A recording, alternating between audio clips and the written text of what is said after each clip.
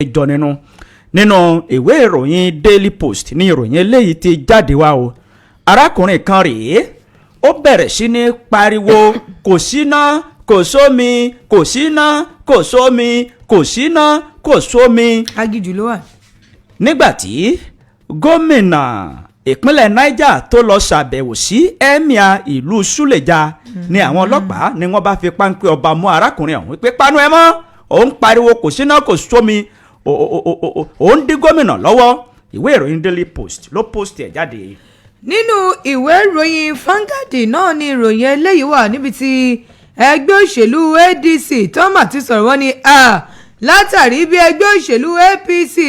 bí wọ́n ṣe ní àwọn gómìnà tó tó bíi gómìnà 24 wọ́n ní ìjẹ́ níṣe ni jìnnìjìnnì tún mú wọn lẹ́rú tún bà wọ́n o. ìwé ìròyìn Vanguard ló fà á títẹ̀ ẹgbẹ́ òṣèlú ADC ló sì sọ̀rọ̀ ọ̀hún léde. gbogbo ìwé ìròyìn ilẹ̀ wa ló kàn kó ìròyìn tí o kà wọ́n o. àrà mẹ́rìírí mo rí orí olóńgìní ní igbá àtẹ o. àwọn jàǹdùkú wọ́n ya wọ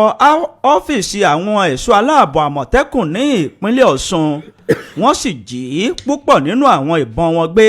wọ́n jí ìbọn gbé sá lọ o. ìwé ìròyìn Punch ló pọ̀ǹtì ẹ̀ jáde. Vanguard náà ló fa eléyìí níbi tí ìròyìn ọ̀hún ti ń sọ wípé gómìnà ìpínlẹ̀ Ọ̀yọ́ Mákindé àti mínísítà fún olúùlúlẹ̀wà Àbújá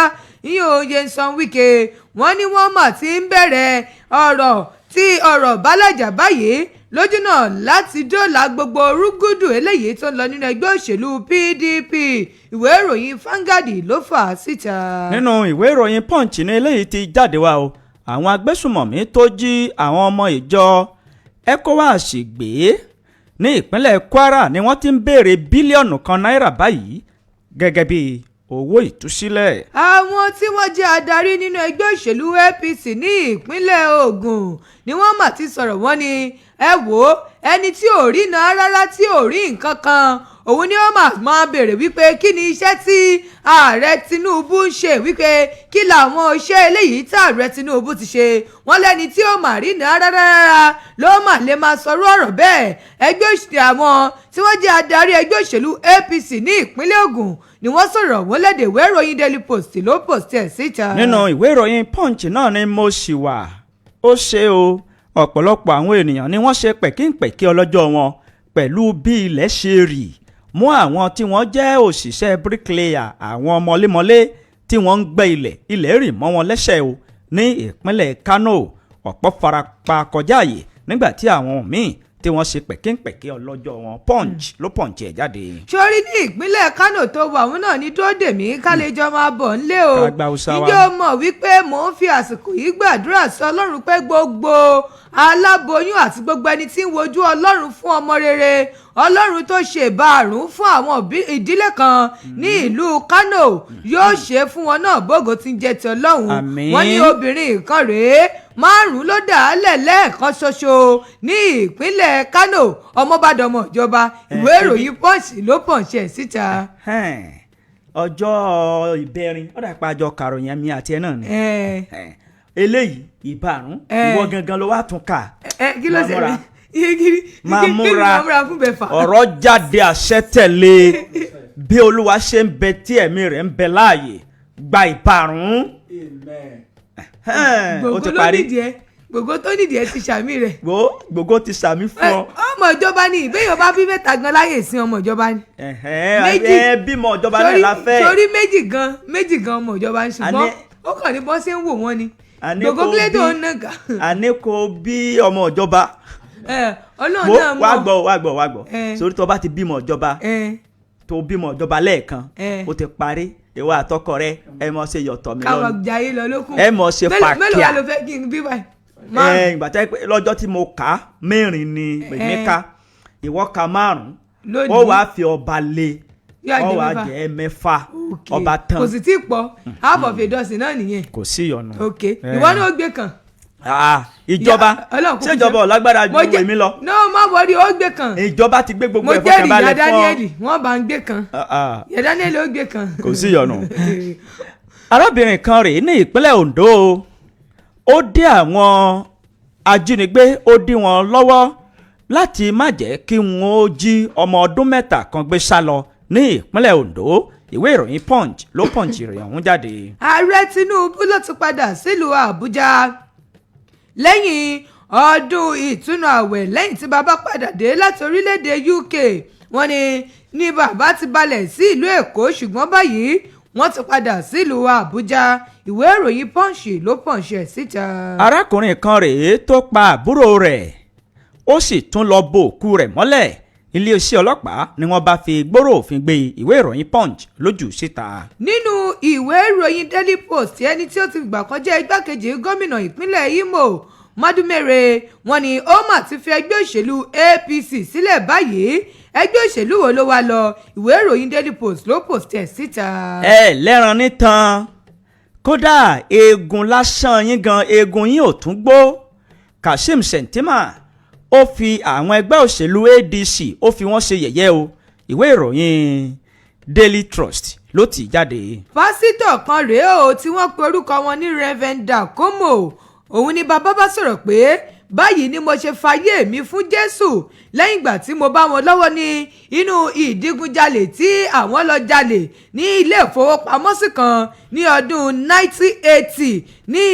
ní ìlú Jọ́ọ̀sì bàbá ní lẹ́yìn rẹ̀ àwọn fayé àwọn fún Jésù ìwé ìròyìn Daily Post ló post ẹ̀ síta. nínú ìwé ìròyìn The Nation ní ìròyìn yìí ló fẹjú kẹkẹkẹ sí tó sì gba inú tán o kọlọ́run kó má jẹ́ kí a fi ẹni tí ó ṣekú pa wá ká fi ṣe ọmọọṣẹ́ o ọmọọṣẹ́ kan rèé tó ṣekú pa ọ̀gá tó gbà síṣẹ́ iléeṣẹ́ ọlọ́pàá wọ́n ti fi síkú òfin wọ́n ti fi mú un báyìí ìwé ìròyìn The Nation ló dì í jáde. ẹgbẹ́ òṣèlú APC ni wọ́n ti ń sọ fún àwọn ẹgbẹ́ alátakò wọn pé wo ohun tó bá já sí níbi ètò ìdìbò ọdún 2027 náà ni ẹgbàá bí àmúwọ́ ọlọ́run kẹ́sì fi àfojúsùn yín kẹfì lórí ọdún 2031 ìwé ìròyìn Daily Post ló post ẹ̀ síta. àwọn kókó yìí àti kókó míì láwọn máa mú wa ṣé etí gbọ́ ẹ̀yin ènìyàn wa ẹ̀yin aráalé eléyìí náà là ṣe ń kí yín wípé ẹ tún kó ìdarapọ̀ mọ́ wa níbi ìyówù tẹ́tí láǹfààní àti oore ọ̀fẹ́ láti máa wò wá níbi ìyówù tẹ́tí láǹfààní àti oore ọ̀fẹ́ láti máa gbọ́ wa láṣẹ ọlọ́run aláwùrábí ire lójú owó rí kójú wa kórìíre o bẹ́ẹ̀ ni ọwọ́ wa méjèèjì ká fi gbáre mú ẹ fọwọ́ balẹ̀ ẹ fi kanre ẹ fọwọ́ balẹ̀ kẹ́ ẹ fi gbáre mú níre níre. mo fọwọ́ mi o mo gbáre o mo náwó mi o mo gbáre ire iwájú ire ẹ̀yìn ire àárín àmín mo náwó mi o mo gbáre àmín ẹ̀yin tẹ́ ń gbọ́ wa o ẹ tẹ́wọ́ yín o abẹ́rẹ́ kéré ti dé fìlà ó fẹ́ ṣe ìwúre ayọ̀ ní kẹtẹ́wọ́ gbà o adúpẹ́ ẹ tẹ́wọ́ ayọ̀ kẹgbàre. ẹ fọwọ́ balẹ̀ kẹ́ ẹ fi gbáre mú ire ni yóò jẹ́ tiwa lónìí àmín ojú rẹ̀ la fi wowó àtẹni tó dùn mọ́ àtẹni tí ò dùn mọ́ ojú rẹ̀ báyìí ni wọ́n fi wọ ọmọ tuntun àbò tìríbi tí wọ́n lọ kí ìyá ọlọ́mọ kí ẹnìkan wá mọ májú yóò mọ rẹ́rìn-ín yóò sì mọ ní ọlọ́run ó wò ó kí ni rẹ̀ má dùn ó dùn mọ́ o bó bá délé òun ló ní problem yẹn. ojú rẹ̀ òun náà ni wọ́n fi wọ ọmọ tuntun ẹ fojú rẹ̀ wò wá lónìí gbogbo ẹ̀yin tí ẹ sì ń gbọ́ wa ojú rẹ̀ ni wọ́n fi wo ẹ̀yin náà o gbogbo òbí tá a bá dáṣẹ̀ dé ire ni yóò jẹ́ tiwa ara wa ò fẹ́ ibi ire ni ara wa fẹ́ ire ni ara wa mọ̀ ara wa ò mọ ibi láṣẹ ọlọ́run aláwùrábí a ó rere gbà a ó sì rere mú òní ọjọ́bọ̀ ire tó tóbi bọ̀m̀bọ̀ òun ni yóò jẹ́ tiwa ò torí pé ilé báyìí ni ìbọ̀yé bọ̀ sí ká má dé ìnàpẹnu ká má ṣètè lẹ́sọ̀ọ́ abẹ́rẹ́kẹ́rẹ́ àdégbìtẹ́ lórúkọ mi lórúkọ ẹnìkejì mi. ẹ̀yin ará ilé ẹ̀ka rẹ̀ kojúmọ̀ mọ́ níbi gbogbo eléyìí tí ẹ ti ń gbé ìkànnì C89.1 FM ẹ ṣeun ẹ kú ìfẹ́ wa àwa náà ń sọ fún yín pé we love you so much and there's nothing you can do about it we will always do and we will continue doing that a máa tẹ̀ wájú láti nífẹ̀ẹ́ yín ni ẹ bá ń gbọ́ ìfẹ́ wa á dalẹ̀ ìfẹ́ wa á dalẹ̀ àwa gangan lólórin yẹn kórìn yẹn fún ẹ̀kan mọ́ ní ìfẹ́ wa báyìí lágbára ọlọ́run yóò dalẹ̀ á sì ríre bára wa ṣe pẹ́pẹ́pẹ́pẹ́ ìtura olúwa ọmọ adẹ́nìjì òun náà lórúkọ tèmi mọ́ kí wàá kàárọ̀ lórí ètò àjímúná fún tàárọ̀ yìí òní ọlọ́run ó dùn wá nínú gbogbo ibi tí bàtà ti ń ta oníkálukú wa lẹ́sẹ̀ ọlọ́run ọba yóò bu òróró ìtura síbẹ̀ inshallah kudiratu láì òní kọ́ lọ́jọ́ tí wọ́n máa rántí àwọn òkú ni kọ́lọ́run bá ń dẹlẹ̀ rẹ fún bàbá mi lọ́rùn. àmín o ó sì ti ń pín aṣọ káàkiri ìpáṣọ kí o aṣọ wà fún títà ní abẹ́rẹ́kẹ́rẹ́ o. pínpín yàtọ̀ sí títà. pínpín yàtọ̀ sí títà. ṣùgbọ́n tó bá ti mú wá ó pín aṣọ fún pínpín òun lèmi wá mú jáde. ok ni wọ́n mú tí wọ́n bá ti ń bọ̀ kàn mú wa yọ̀ dání. ó wá pín aṣọ fún wọn. ní wàá fún wọn láṣọ get. èlò wa wọn wà mú dání. mo jẹ́ kí èlì wa mú mi o pé n ṣe polówó. èmi ń béèrè ní o. ok wọ́n ń béèrè. ok 6,000 ní 6,000. tẹkinisi kọjá. bàbá ti mú ọwọ́ mẹ́fà wá ó gba aṣọ mẹ́fà. ó ti yé mi já kàròyìn. ó ti yé ọ. nínú ìwé ìròyìn Daily Post ní ìròyìn títí ọwọ́ mi yìí ló fẹjú kẹ̀kẹ́ sí òròyìn ọ̀hún ó sì fẹ́ panilẹ́rìn ṣùgbọ́n kì í tún sọ̀rọ̀ ẹ̀rín o torí pé ohun tó bá ń dunni ló ń pọ̀ lọ́la ẹni ológun ẹ̀rú kú wọ́n sínú pánsá aṣọ rẹ̀ ó jẹ́ ọ̀kan ṣoṣo arákùnrin kan rèé ó fi nǹkan tó ń dùn ún ó pariwo ẹ̀ lóhùn òkè iléeṣẹ́ ọlọ́pàá ni wọ́n bá fi gbóró òfin gbé e arákùnrin kan rèé o ní ìpínlẹ̀ Niger ó bẹ̀rẹ̀ sí ní pariwo kò síná kò sómi kò síná kò sómi nígbà tí gómìnà ìpínlẹ̀ náà tó ṣe àbẹ̀wò sí Súlèjà àwọn ọlọ́pàá ní òun dí gómìnà lọ́wọ́ pẹ̀lú ariwo gèè lẹ́nu rẹ̀ ọ̀yá wọ́n bá fi síkùn òfin wọ́n fi mú un gẹ́gẹ́ bí iléeṣẹ́ ọlọ́pàá ní ìpínlẹ̀ náà gẹ́gẹ́ bí wọ́n ṣe fi ìdí ìròyìn yìí múlẹ̀ wípé àwọn ti fi gbóró òfin gbé arákùnrin kan ẹni ọdún 38 èyí tí wọ́n pe orúkọ rẹ̀ ní Amusu Abdullahi pẹ̀lú ẹ̀sùn tí wọ́n fi kàn án wípé ó ń pariwo sétí gómìnà ìpínlẹ̀ náà ìyẹn gómìnà Muhammed Bago wípé kò síná kò sómi kò síná kò sómi lẹ́yìn ìgbà tí gómìnà tó ṣe àbẹ̀wò sí emir ìlú náà ní ọjọ́ ẹtì gẹ́gẹ́ bí alukoro fún iléeṣẹ́ ọlọ́pàá ní ìpínlẹ̀ Niger gẹ́gẹ́ bó ṣe wí SP Wasiu Abiodun òun ló fi ìdí ìròyìn múlẹ̀ fún àwọn oníwèé ìròyìn Daily Trust tó sì ṣe é ní àlàyé wípé òtítọ́ ni àwọn ti fi gbóró òfin gbé arákùnrin náà tí wọ́n sì ti taari rẹ̀ lọ sí ààyè tí wọ́n ti ń gbọ́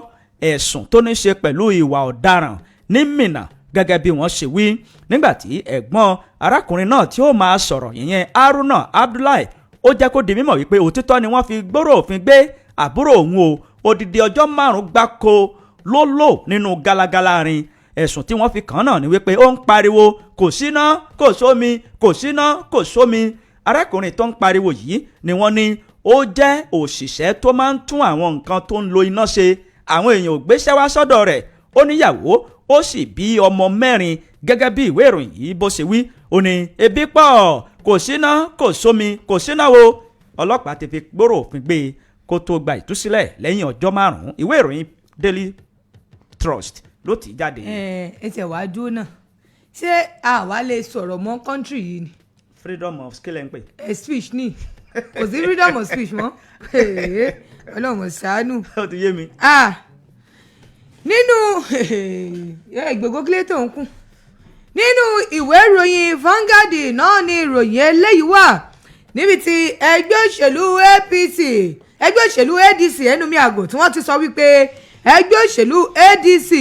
ìṣe ni wọ́n máa tún gbọ́n jìnnìjìnnì kiri bí eré ojú omi wọ́n ní látàrí bí wọ́n ṣe ní àwọn gómìnà tó tó 24 nínú ẹgbẹ́ òṣèlú wọ́n ní ọkàn wọn mà tún balẹ̀ ìṣe ni wọ́n sá kìjokìjo káàkiri the African Democratic Congress ADC ni wọ́n mà ti sọ wípé ẹgbẹ́ òṣèlú ruling All Progressive Congress APC wọ́n ní ọkàn wọn mà balẹ̀ ṣáájú ètò òdìbò ọdún 2027 eléyìí tí wọ́n ti pìyàmọ́ káàkiri orílẹ̀-èdè wa Nàìjíríà nígbà tí wọ́n sọ̀rọ̀ lórí ọ̀rọ̀ òṣèlú lónìí lójú òpó amóhùnmáwòrán Channel TV ní àná ọjọ́rú níbẹ̀ ni ẹni tí í ṣe agbẹnusọ fún ẹgbẹ́ ọ̀hún Bọ́lájí Abdullahi ló ti sọ wípé ẹgbẹ́ òṣèlú APC níṣẹ́ wọ́n tún sá kìjokìjo ọkàn wọn ò mà lélẹ̀ ó ní kódà bí wọ́n ti ní àwọn gómìnà tó tó 34 governors ó ní tí ó sì jẹ́ wípé àwọn gan wọ́n tún darí ilé ìgbìmọ̀ asòfin ó ní ẹ̀rù ń bà wọ́n kíjokíjo ni wọ́n ń sá kiri o ó ní ẹ wò ó báwa ṣe wà yìí àwa ń sọ fún àwọn ọmọ orílẹ̀-èdè Nàìjíríà wípé ẹgbẹ́ òṣèlú APC òun ni ẹ dìbò fún o ó ní ìgẹ́ wa mọ tó ṣẹlẹ̀ ní ní wípé àwọn tí wọ́n wá tiẹ̀ wá ti pọ̀ nú ẹgbẹ́ tiwọn gan ó ní àìbalẹ̀ ọkàn ọmọ tí mú wọn níṣẹ́ wọ́n ń sá láti ibì kan lọ síbì kan ó ní ẹgbẹ́ òṣèlú ADC àlàáfíà máa ń bẹ́ẹ̀ gbogbo ẹ̀ dákẹ́ ni ó ní ṣùgbọ́n ẹgbẹ́ òṣèlú APC Desmond fàdí pé wọ́n mọ̀ ní àwọn gómìnà tuntun mẹ́rìnléníọgbọ̀n wọ́n ní ẹ̀rù tún ń bà wọ́n ìṣe ni wọ́n wá lọ ń ṣe kíni wọ́n lọ ṣe àwọn tí wọ́n máa ń kí ọ̀rọ̀ eléyìí tí wọ́n ń gbé ọ̀rọ̀ tí wọ́n ń gbé lọ ilé ẹjọ́ tako ẹgbẹ́ òṣèlú APC wọ́n ní wọ́n wá ṣe kíni wọ́n wá jẹ́ àwọn tí ń sponsor ọ̀rọ̀ ilé ẹjọ́ lórí ọ̀rọ̀ ẹgbẹ́ òṣèlú ADC ẹ̀rù ń bà wọ́n ṣáájú ètò ìdìbò gbogbogbò ọdún 2027 ẹgbẹ́ òṣèlú ADC wọ́n sọ̀rọ̀ ń bẹ̀ ṣùgbọ́n ẹnu tèmi kọ́ ní tìmọ̀ ká èyí fẹ́ ṣẹlẹ̀ lọ sínú ìwé ìròyìn Vanguard ìkókó ṣẹ̀ṣẹ̀lú kẹlọ́mù kẹsẹ̀rí ẹ̀ níbẹ̀. nínú ìwé ìròyìn Punch ni ìròyìn eléyìí ló ti jáde wá tó sì fẹ́ dàbí àràmì ìrírí àwọn jàǹdùkú wọ́n ya wọ ọ́fíìsì Àmọ̀tẹ́kùn ní ìpínlẹ̀ Ọ̀ṣun wọ́n jí ìbọn wọn gbé sálọ wọ́n sì bà ọ̀pọ̀lọpọ̀ nǹkan jẹ́ gẹ́gẹ́ bí ìwé ìròyìn yìí bó ṣe ń jábọ̀ rẹ̀ àwọn jàǹdùkú ṣe ìkọlù sí ọ́fíìsì àwọn ẹ̀ṣọ́ aláàbò Àmọ̀tẹ́kùn tó wà ní ìlú Awó ní ìjọba ìbílẹ̀ Ẹgbẹ́dọ̀rẹ́ ní ìpínlẹ̀ Ọ̀ṣun. ìdíje bọ́ọ̀lù la gbọ́ wípé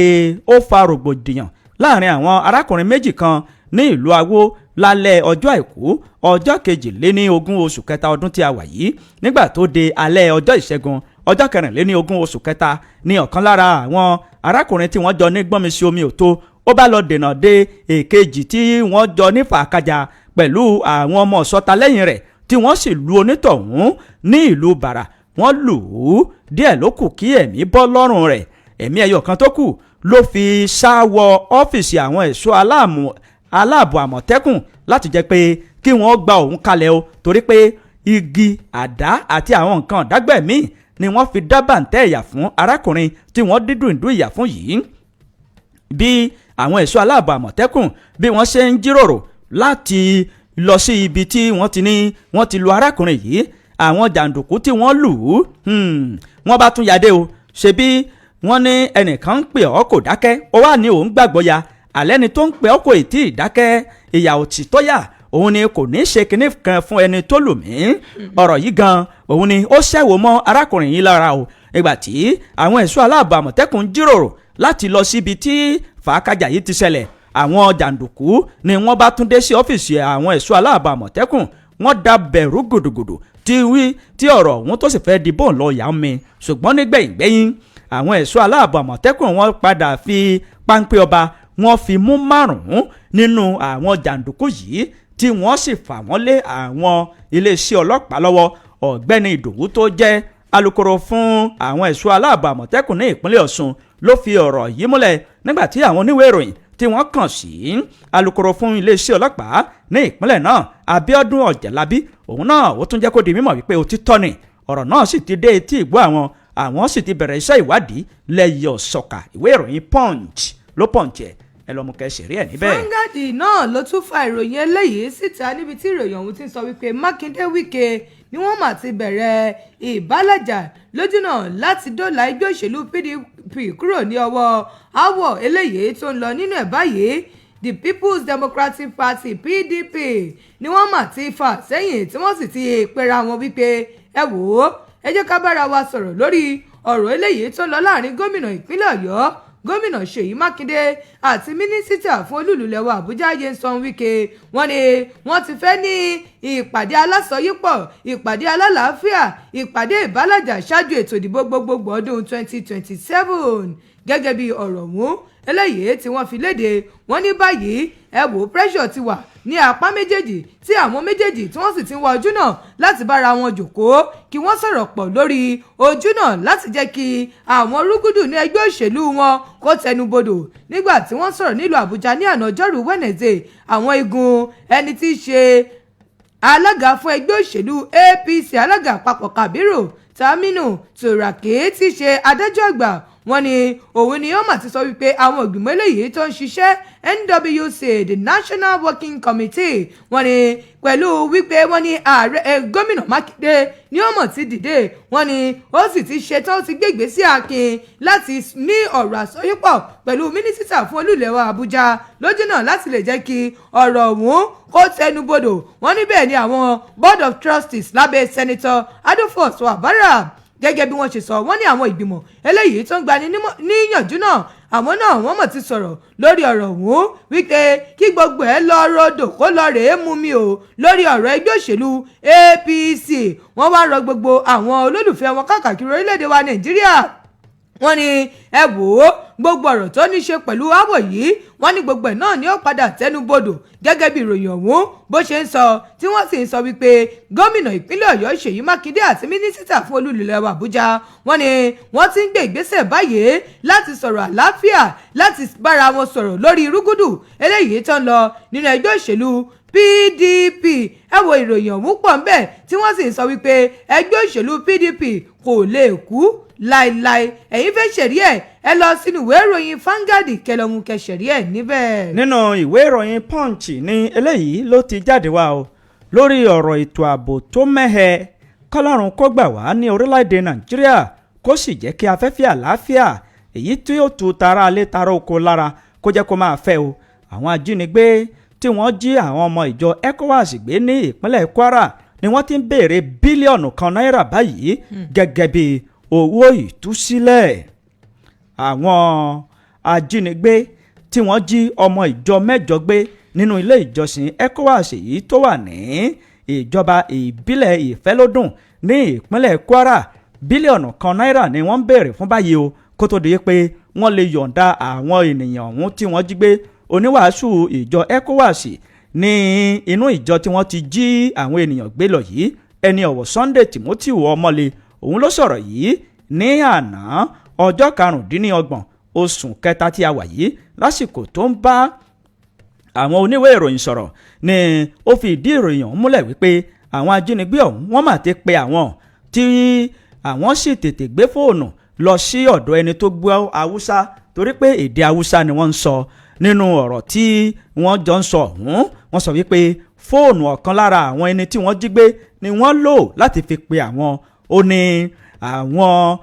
ajínigbé yìí wọ́n wá ṣàlàyé fún àwọn wípé kí àwọn ó gbé fóònù lọ sí ọ̀dọ̀ kábíyèsí ìlú ọ̀hún àwọn fẹ́ bá kábíyèsí sọ̀rọ̀ àwọn sì ní kí wọ́n sọ nǹkan tí wọ́n bá fẹ́ sọ wọ́n ṣàlàyé síwájú sí wípé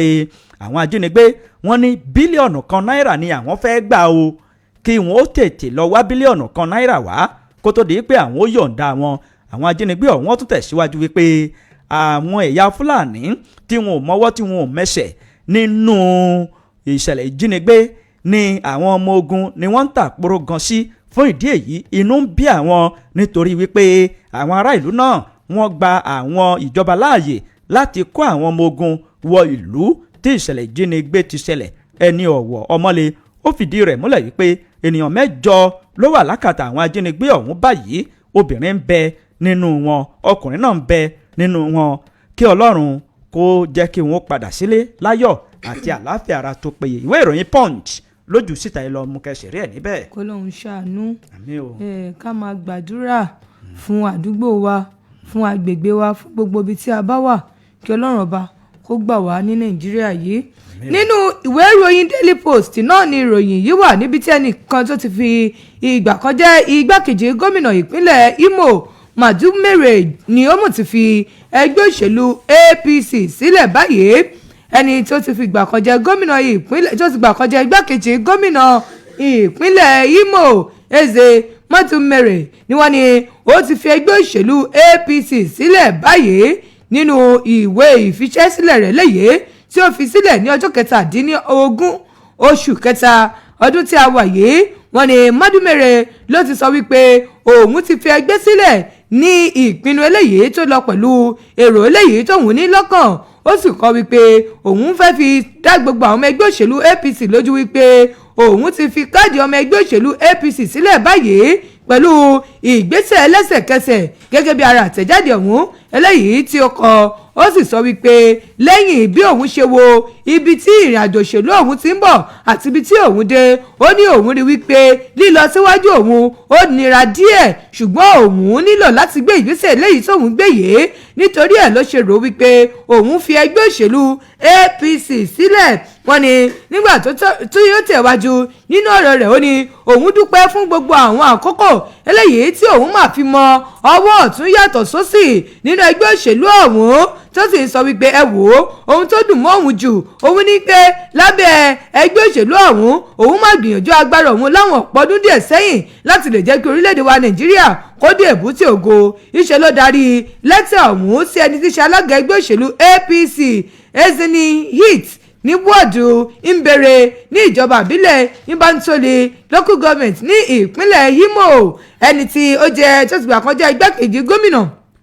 ní ìpínlẹ̀ ọ̀hún òun ni ó ṣe igbákejì gómìnà ní abẹ́ ìṣèjọba gómìnà Rochas Okorocha wọ́n ní òun ló wá ti fi ìwé sílẹ̀ wípé ẹ wo ìṣẹ́gbẹ́ òṣèlú APC mọ́ o ṣùgbọ́n ẹgbẹ́ òṣèlú tó mórí lọ gan báyìí ìròyìn ò tí ì sọ wípé ẹgbẹ́ òṣèlú báyìí ló lọ ṣùgbọ́n báyìí wọ́n ní ẹni tó ti gbà kọjá gómìnà ìpínlẹ̀ Imo ọ̀hún ẹni tó ti gbà kọjá igbákejì gómìnà ọ̀hún ló mà ti fi ìwé sílẹ̀ wípé ẹ wo ìṣẹ́gbẹ́ òṣèlú APC mọ́ ẹgbẹ́ tó ṣe báyìí ìròyìn ò tí ì gbé ẹ̀yin fẹ́ ṣe rẹ lọ sínú ìwé ìròyìn Daily Post kẹlọ́mù kẹsẹ̀rí ẹ̀ níbẹ̀. jẹ́ ká lọ sí ẹ̀ka ìkéde àti ìpolówó ọjà wa ìgbà tá a bá padà dé a ó máa tẹ̀síwájú ẹ kú òkàlẹ̀.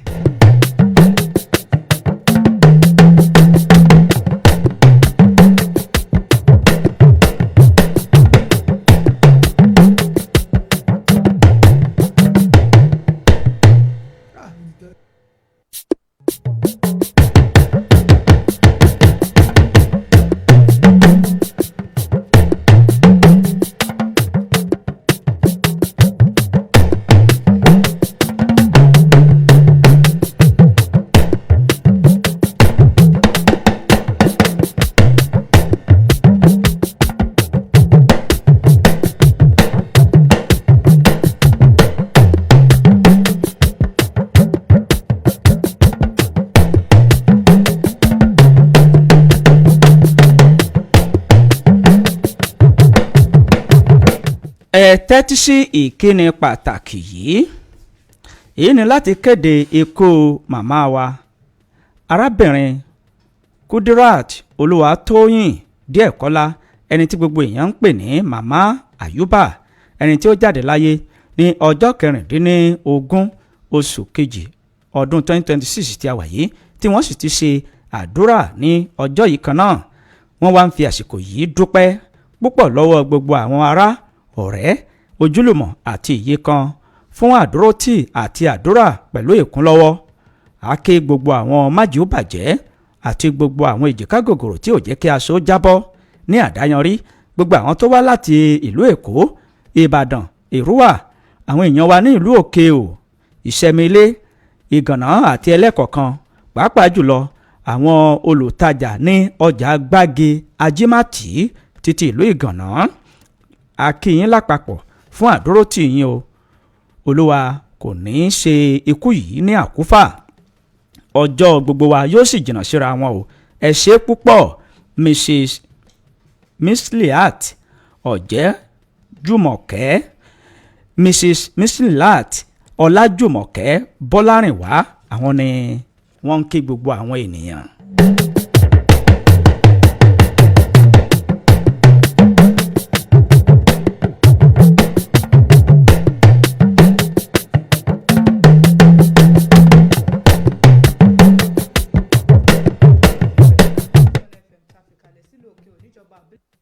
ẹ kú ojúmọ́ níbi gbogbo tí ẹ ti ń gbọ́ ìkànnì sí 89.1 FM tàfikàlẹ̀ sílùú òkè òníjọba àbílẹ̀ kájọ́là ní ìpínlẹ̀ Ọ̀yọ́ a tún ti dé sórí ètò CP Entrepreneurial Forum láti. ẹ tẹ́tí sí ìkéde pàtàkì yìí à ń fi àsìkò yìí à fi ń rọ àwọn ènìyàn wa ní ìlú Òkè ò àti agbègbè rẹ̀ wípé à ń wá ẹran àgbò 4 àti àgùntàn kan ẹran àgbò 4 yìí funfun ni àwọn ẹran àgbò mẹ́rin yìí okùn èyí tí àwọn haúsá máa ń hun òun ni ó wà lọ́rùn àwọn àgbò mẹ́rẹ̀ẹ̀rin tó sọnù yìí ṣùgbọ́n àgùntàn tiẹ̀ okùn aṣọ àǹkárá òun ló wà ní ara àgùntàn tó sọnù gbogbo ẹ̀ sì jẹ́ 5 lápapọ̀. àgùntàn òun ní àwọ̀ dúdú àti àwọ̀ funfun ṣùgbọ́n àgùntàn mẹ́rẹ̀ẹ̀rin tó sọnù àwọn ní àwọ̀ funfun lásán. fún ìdí èyí gbogbo àwa ènìyàn wa ní ìlú Òkè-Ò àti agbègbè rẹ̀ tá a bá kófìrí àwọn àgbò 4 àti àgùntàn kan tó jẹ́ 5 lápapọ̀ tí wọ́n rìn káàkiri ní àdúgbò yín ẹ dákun ẹ dábọ̀ á fi ìyọ́nú Ọlọ́run bẹ̀ yín ní orúkọ Ọlọ́run ọba akọ́dá ayé ni a fi ń rọ̀ yín wípé ẹ yọ̀ǹda ẹran àgbò tó sọnù yìí àgbò 4 àti ẹran àgùntàn ẹyọ kan. fún ìdí èyí ẹni tó bá wa rí wọn ẹ̀rọ ìbáraẹnisọ̀rọ̀ yìí lè pè sí o 081 32 20 5955 081 32 20 5955 tàbí kẹ́ ẹ mú kí ẹ kó wọn wá sí ìkànnì Ship 89.1 FM. ẹ ṣé púpọ̀ nǹkan ní wa kò ní sọnù o. ẹ tẹ́tí sí ìkéde pàtàkì yìí ẹni láti kéde fún gbogbo ọmọ ẹgbẹ́ òṣèlú ADC níjọba ìbílẹ̀ Ìwájọwà Ìtẹ̀síwájú Ìṣẹ́yìn àti ìjọba ìbílẹ̀ Kájọlà láti má ṣe gbàgbé ìpàdé olóṣooṣù eléyìí tí wọ́n ti pìyàmọ́ títí ìjọba ìbílẹ̀ Ìwájọwà àti Ìṣẹ́yìn yóò sì wáyé ní ọjọ́bọ̀ Thursday ní dédé agogo 3 ọ̀sán. bákan náà tí ìjọba ìbílẹ̀ Ìtẹ̀síwájú yóò wáyé ní ọjọ́ Ẹtì Friday ní dédé agogo 3 bákan náà ní ti ìjọba ìbílẹ̀ Kájọlà yóò wáyé ní ọjọ́ Àbámẹ́ta Saturday ní dédé agogo 10 òwúrọ̀. bẹ́ẹ̀ sì ni àǹfààní ṣí sílẹ̀ fún ẹnikẹ́ni tó bá fẹ́ darapọ̀ mọ́ ẹgbẹ́ òṣèlú ADC. láti darapọ̀ mọ́ ẹgbẹ́ òṣèlú ADC ẹ kàn sí ojú òpó www.adcregistration.ng. olùkéde constituency secretary tí í ṣe Salaudeen Soliu. fún àlàyé kíkún àti ìbéèrè ẹ kàn sí wọn lójú òpó ìbánisọ̀rọ̀ yìí 08065849952 tàbí 08064652311. ẹ má ṣaláìwá síbi ìpàdé. alágbára bí àrá òun ẹ̀yà Júdà.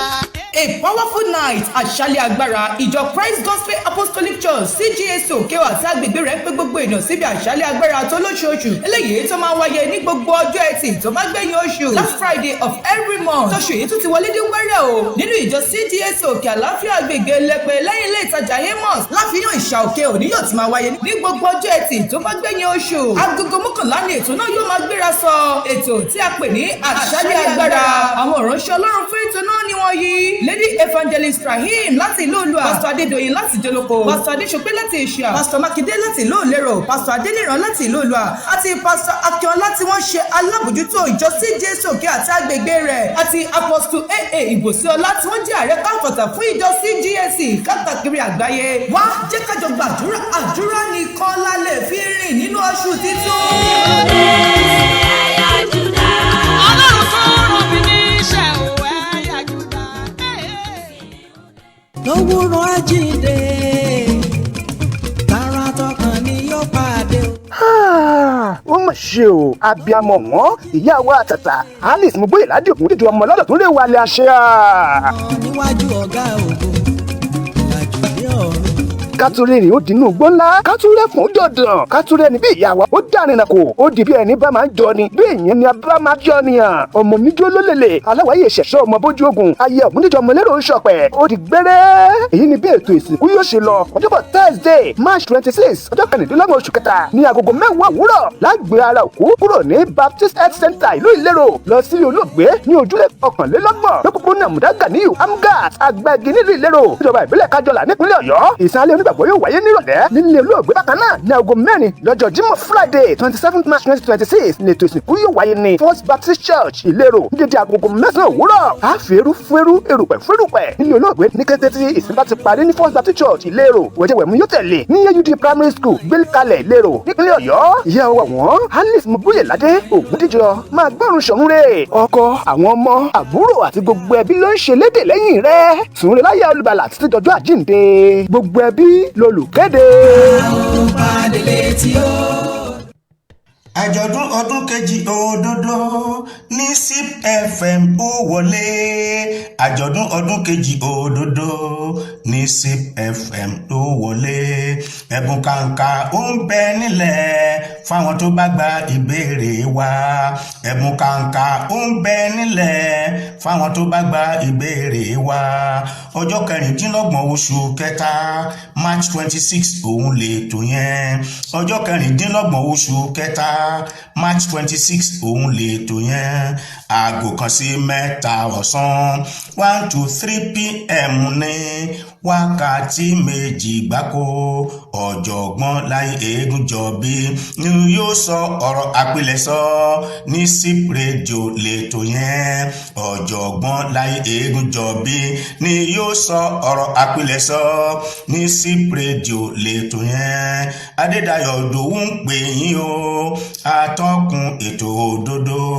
Adédayọ̀ Ìdòwú ń pè yín o, atọ́kùn ètò òdodo. Adédayọ̀ Ìdòwú ń pè yín o. tó ọ̀rọ̀ láti gbọ́ yẹn o. lára àwọn tó máa kópa níbi ètò yìí òun ni professor emeritus professor Láyé Ègúnjọbí láti Ìbàdàn, pastor dr Dòkun Ọlátúndé aláṣẹ iléeṣẹ́ SIP Holdings, dr T Oyèwùsì, dr Kasali Salam ààrẹ ẹgbẹ́ ọmọ ìbílẹ̀ Òkè-Ò, chief Emi Adégbìtẹ́ láti Ìgànná, ustaz Dàpọ̀ Yusuf, ustaz Kosim Awẹ́lẹ́njẹ́, Alhaji Ayélabógo láti Làǹlátẹ̀, mama Monsura láti Ògbómọ̀ṣọ́ àti bẹ́ẹ̀ bẹ́ẹ̀ lọ. ẹ wá o. orúkọ àwọn tó máa gbẹ̀bùn rèé o: Dúródọlá Samson, Tèmítọ́pẹ́ Adébáyọ̀, ìyá Masidat, Afusat láti Òkè-Ò, mọ́mí Mọ́rídìát, Joseph Òkúnládé, Yusuf Ọlátúndé, Ẹ̀bùn Olúwa Ọlámilékan. bákan náà Alẹ́ṣinlọ́yẹ́ Sarah Eléwédú, Alẹ́ṣinlọ́yẹ́ Sarah Eléwédú, Imam Ilé Ọlọ́fin Òkè-Ò, bàbá Àwọ̀lúmátẹ́, oníṣebẹ̀ tí kìí bínú láti Ìgànná, oníṣebẹ̀ tí kìí bínú láti Ìgànná, Jẹ̀lílì Olóòlà, Afis ọmọọba, mọ́mí Queen Mary, Abraham Elijah Kórèdé, Túndé láti Bódè Òkè-Ò,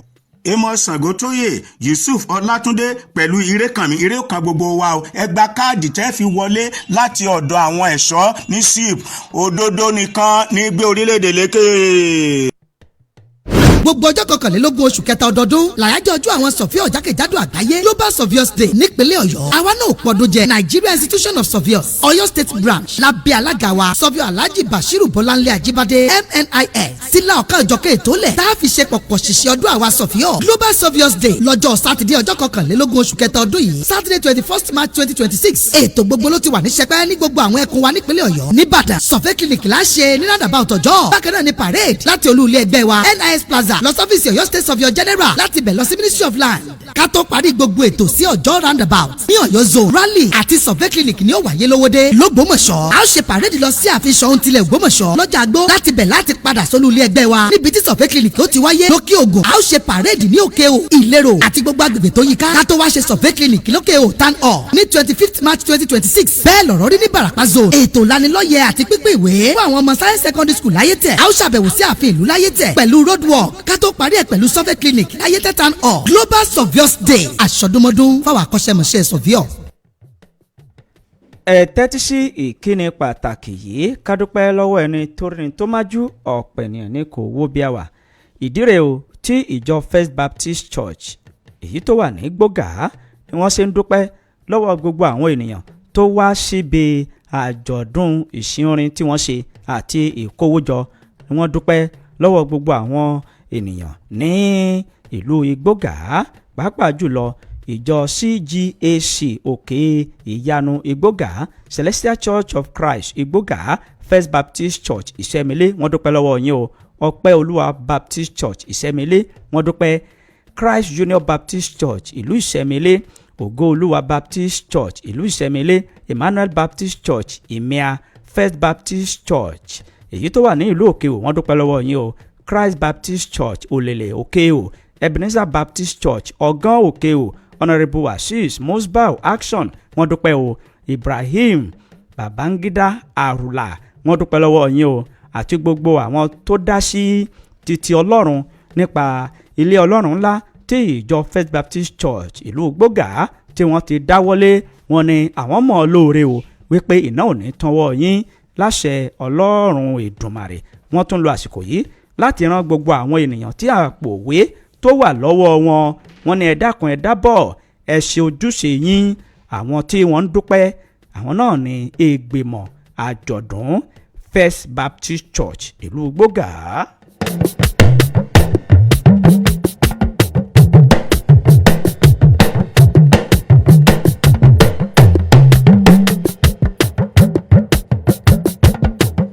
Ẹ káàbọ̀ padà láti ojú ọjà. Ẹ̀yin náà ẹ lè gbé ìkéde àti ìpolówó ọjà yín wá ká bá yín ṣe é. Yóò nítumọ̀ bí ẹ ṣe fẹ́ kórí bẹ́ẹ̀ náà ni yóò sì rí. Nínú ìwé ìròyìn Punch ní ìròyìn títí ọwọ́ mi yìí ló ti jáde wá. Gẹ́gẹ́ bí ìwé ìròyìn yìí ṣe ń jábọ̀ rẹ̀, ọ̀pọ̀lọpọ̀ àwọn ènìyàn ni wọ́n ṣe pẹ̀kínpẹ̀kí ọlọ́jọ́ wọn ní ìpínlẹ̀ Kano níbi tí ilẹ̀ ti rì mọ́ àwọn òṣìṣẹ́ mọ́lémọ́lé tí wọ́n ń gbẹ́ ilẹ̀. Wọ́n ní ilẹ̀ rì mọ́ wọn lẹ́sẹ̀ o ní agbègbè kan tí wọ́n pe orúkọ abúlé náà ní Rídánwá ní ìjọba ìbílẹ̀ Gari ní ìpínlẹ̀ Kano. Gẹ́gẹ́ bí ọ̀rọ̀ náà gẹ́gẹ́ bó ṣe wà nínú ìwé ìròyìn Punch, wọn ò tí ì fi iye àwọn òṣìṣẹ́ mọ́lémọ́lé ọ̀hún tó bá ìṣẹ̀lẹ̀ náà rìn, wọn ò tí ì fi léde o. Gẹ́gẹ́ bí wọ́n sọ wípé ìgbà tí wọ́n ń gbẹ́ ilẹ̀ ní kinní ọ̀hún ló ṣàdédé rì mọ́ wọn lẹ́sẹ̀ lánàá òde yìí. Òwúrọ̀ àná ní ìṣẹ̀lẹ̀ náà ṣẹlẹ̀. Ọ̀pọ̀lọpọ̀ àwọn ènìyàn ní ìṣẹ̀lẹ̀ ọ̀hún ló sì ti kó wọn láyà sókè. Púpọ̀ àwọn ènìyàn lágbègbè náà ni wọ́n sì ti lọ láti lọ dóòlà wọn. Wọ́n ti ń rí àwọn míì yọ jáde, bẹ́ẹ̀ ni wọn ò tí ì rí àwọn míì yọ jáde o, títí wọ́n fi ń kó ìròyìn yìí jọ tí mo fi ń kà sí yín létí. Kọ́lọ́run má jẹ́ kí ìṣẹ̀lẹ̀ làlúrí kó ṣẹlẹ̀ sí wa. Ìwé ìròyìn Punch ló Punch ẹ lọ́mọ kẹsì rí ẹ̀ níbẹ̀. Nínú ìwé ìròyìn Punch òun náà ni ìròyìn eléyìí wà níbi tí àjọ DSS tí wọ́n ti dóòlà ẹni tí í ṣe akọ̀wé ìjọba ìbílẹ̀ ní ìpínlẹ̀ Kano tí ọwọ́ sì ti bà àwọn méjì kan báyìí. Ìjọba ìpínlẹ̀ Kano ni wọ́n ti sọ di mímọ̀ wípé àwọn mà ti dóòlà ẹni tí í ṣe akọ̀wé sí ìjọba ìbílẹ̀ Kibiya Alhaji Hamsat Dọ́yà eléyìí tí wọ́n jí gbé lẹ́yìn ìṣẹ̀lẹ̀ ìjínigbé kan tó wáyé. Dọ́yà ni wọ́n ní alẹ́ ọjọ́ Ẹtì Friday ní ibùgbé rẹ̀ tí ó wà ní Dọ́yà village Kibiya local government. Wọ́n níbẹ̀ ni àwọn agbébọn ni wọ́n mà ti ya wọ agbègbè ọ̀hún tí wọ́n sì jí gbé lọ. Gẹ́gẹ́ bí àwọn ẹ̀ṣọ́ aláàbò tí wọ́n sọ̀rọ̀ ọ̀hún di mímọ̀ wípé àwọn tí wọ́n ti ṣe bí ọ̀hún wọ́n ní ṣe ni wọ́n tún 6 níye tí wọ́n sì balẹ̀ pẹ̀lú alùpùpù wọn. Wọ́n níbẹ̀ ni wọ́n ti bẹ̀rẹ̀ sí yìnbọn tako tí wọ́n sì rí wípé wọ́n padà gbé ẹni ọ̀hún lọ. Gẹ́gẹ́ bí àwọn tí ọ̀rọ̀ ṣojú àwọn mọ̀lẹ́bí kan, wọ́n ní níbi tí àwọn mọ̀lẹ́bí ọ̀hún tí wọ́n ti jókòó tí wọ́n mọ̀ ń gbafẹ́ ni wọ́n ya wọ agbègbè ọ̀hún tí wọ́n sì jí ẹni ọ̀hún gbé lọ. Ṣùgbọ́n gẹ́gẹ́ bí àjọ DSS bí wọ́n ṣe fi léde, wọ́n ní wọ́n ti gba arákùnrin ọ̀hún padà tí ó sì jẹ́ wípé àwọn méjì tí ọwọ́ bà tí ó jẹ́ afurasí, wọ́n ní wọ́n ti wà ní àpàtà àwọn àjọ DSS báyìí. Wọ́n sì sọ wípé àwọn afurasí àwọn tí wọ́n wá ṣe ìkọlù sí agbègbè ọ̀hún, wọ́n ní àwọn míì ní àwọn méjì tí wọ́n mú balẹ̀ yìí òun ni wọ́n ní ìjàmbá lásìkò tí wọ́n ṣe ọṣẹ́ tí àwọn náà sì di wípé wọ́n bá kọjú ìbọn wọ́n kọ́ dára wọn tí wọ́n sì padà fi mú méjì nínú wọn. Àjọ DSS ló fọ̀rọ̀ wọ́n léde wípé ẹni tí ṣe akọ̀wé ìjọba ìbílẹ̀ ní ìpínlẹ̀ Kano tí wọ́n jí gbé, wọ́n ní wọ́n ti gbà á padà báyìí. Ìwé ìròyìn Punch ló Punch ẹ̀ síta. Àyà àgbẹ̀símọ́ àwọn aráalé àbí ká ka ẹyọ kọ̀ọ̀kan sí i. Èyí ìyá bá ti ṣe náà ni. Bẹ́ẹ̀ ṣe ká kọ ẹyọ kọ̀ọ̀kan sí, ṣùgbọ́n obìnrin ló nílé. Ọjọ́ wa ti lọ. Obìnrin ló nílé. Kí ló ṣe obìnrin? Kí ló ṣe obìnrin? Sóbìnrin kọ́ ló nílé mo bí ọ́. Obìnrin ló nílé. Tọkùnrin bá ń sapá agbádá, èmi ni mo kọ́lé, èmi ni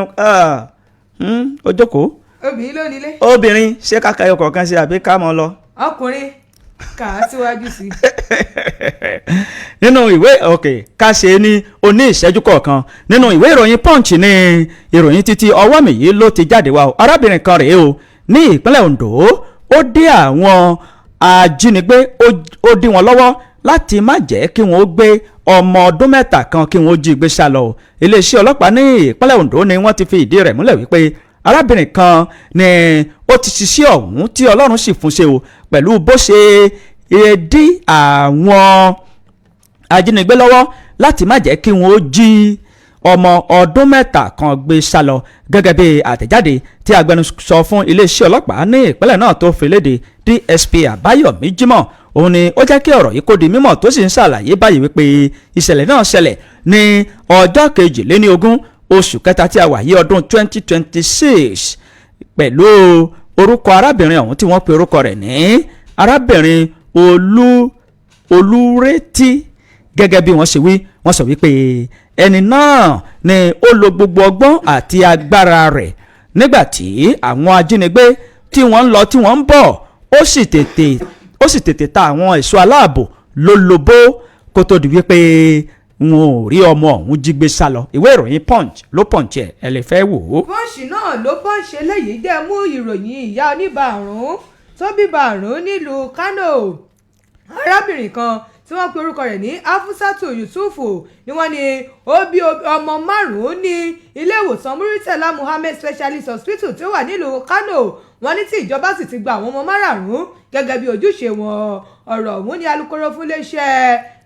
fún iléeṣẹ́ ìjọba ní ìpínlẹ̀ Kánò ló fi síta ìyún Nabilusi Nahiza gẹ́gẹ́ bí ó ti sọ. wọ́n ní àwọn 5 ọ̀hún tí arábìnrin ọ̀hún bí níbẹ̀ láti rí ọkùnrin 3 obìnrin 2 ní ọmọ tí ó bí ọmọ 5 dodo nínú ẹnìkan. wọ́n ní irú rẹ̀ ò gbọ́pọ̀ eléyìí ló fà á tí ìjọba fi ní ọmọ yìí àwọn 5 wọn ti dọmọ ìjọba. ọkùnrin Salisu Nafi wọ́n ní ó jẹ́ awakọ̀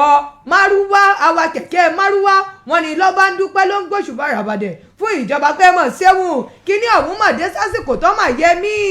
ẹ mọ̀ sẹ́wọ̀n inú gbogbo mọ̀lẹ́bí mi dùn a sì ń dúpẹ́ lọ́wọ́ yín o. wọ́n ní ìbá àrùn dondo lọ́lọ́run fi ta mọ̀lẹ́bí ọ̀hún lọ́rẹ kí ọlọ́run ọba kó bá wa tọ́ àwọn ọmọ ọ̀hún kó sì wò wọ́n dàgbà. ìwé ìròyìn Punch ló Punch ẹ̀ síta. àmín ire ó kárí. èrè ó kárí gbogbo ẹni tí ń wojú ọlọ́run ọba yóò lo àwọn ọmọ 5 yìí yóò fi dùn wọ́n nínú Inshallah Qudratillah. àmín o àǹtí Lémọ́tà. mò ń ṣàdúrà ni. a ti gbé súnmọ́ ẹ̀yin ará ilé báyìí ojú òpó tẹ́ fi dá sí òun náà ní 070 47 7064 070 47 7064. ẹ̀lú ẹ kú ojúmọ́ o. ẹ̀rí ẹ káàárọ̀. ẹ káàárọ̀ o. a kí ilé ẹkú ètò. ọlọ́run ló ń ṣètò orúkọ yín. lágbára ọlọ́run a ti ń gbọ́ yín ní wáńdí àní gbọ́ yín lágbọ̀gbà yín jẹ́. àmín àmín. ìyá ìfẹ́ láti ìlú ìràwọ̀. à ń gbọ́ yín mà. lórí tàwọn ọmọ ológun lágbára ọlọ́run gbogbo ìdílé tí ṣẹlẹ̀ ń ṣẹlẹ̀ sí ọlọ́run ọmọ tò wọ́n nínú ọlọ́run ó bòrò ìtura ní ó bù sí ìdílé wọn. lórí tàwọn tí wọ́n ń jàjà gbólógbẹ tí wọ́n tí wọ́n fòdé tọ̀dọ̀ àwọn àmọ̀tẹ́kùn àwọn gbogbo aráàlú ẹ̀sìn pọ̀lẹ́ láyé gbà kí wọ́n dákun à ń bá àwọn báńdíìtì yìí lọ́tọ̀ kí wọ́n yé jàjà sí òlójú lórí kìlá tó bí bẹ̀ta lágbára ọlọ́run. mẹ́tẹ̀ẹ̀ta ẹ fẹ́ lómìn láyè ni ẹ fẹ́ dá gbogbo ẹ̀ jẹ tán. àti ilé ẹ̀kọ́ ètò. ìyá àfẹ́ èèyàn sì máa ń lò fẹ́ téèyàn bá ti lò fẹ́ èèyàn ó bọ ẹlòmíì jẹ. 070 47 7064. ẹ̀lú ẹ káàárọ̀. ẹ káàárọ̀ orúkọ yín o. àtọ̀dọ̀ yín ló ti já o. 070 47 7064 ní ojú òpó tó já sí ọ̀dọ̀ wa ń bí. ẹ kú ojúmọ́ o. hello. 070 47 7064.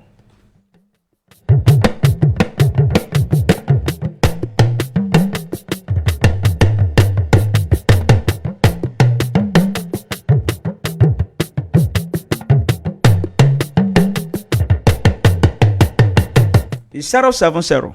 47 7064 070 47 7064 lójú òpó. ẹ kú ojúmọ́ o. ẹ̀lú ẹ káàárọ̀ ẹgbọ́n sókè o. ẹ kú àjíire o. ẹgbọ́n sókè díẹ̀ sí àgbọ̀ yín o. ẹ káàárọ̀. ẹ káàárọ̀ o. láti Kwara State. ìlú wo ní Kwara? Káyàmá local government. Káyàmá à ń gbọ́ yín sà. ẹ kú ètò à ń gbádùn ètò púpọ̀. olúwa ni o. ẹdùn yín kílà ní àdúgbò yẹn. olúwa pẹ̀lú ní akaníkà kí n lásán náà ni o. ẹ ṣé o láti ìpínlẹ̀ Kwara ní ìlú Kayama ẹ ṣé o 070 ká gbé ìpè ẹyọ kan sí 070 47 7064 070 47 7064 lójú òpó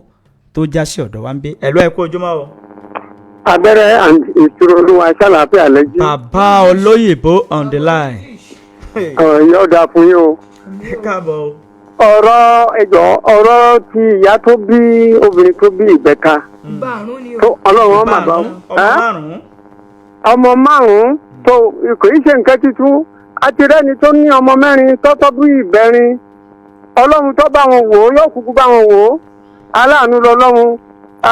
bàbá àbejì bàbá àbẹ̀ka ìyá ọmọ márùn-ún lẹ́ẹ̀kan náà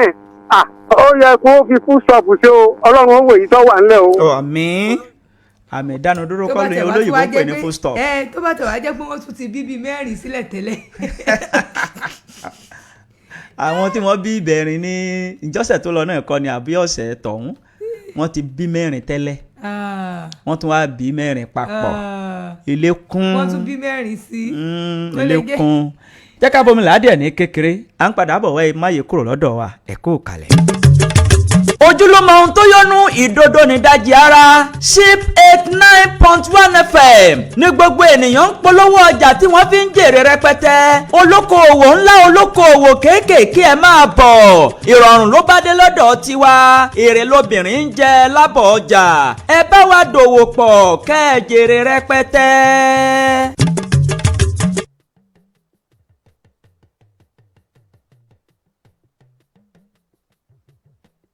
SIP 89.1 FM.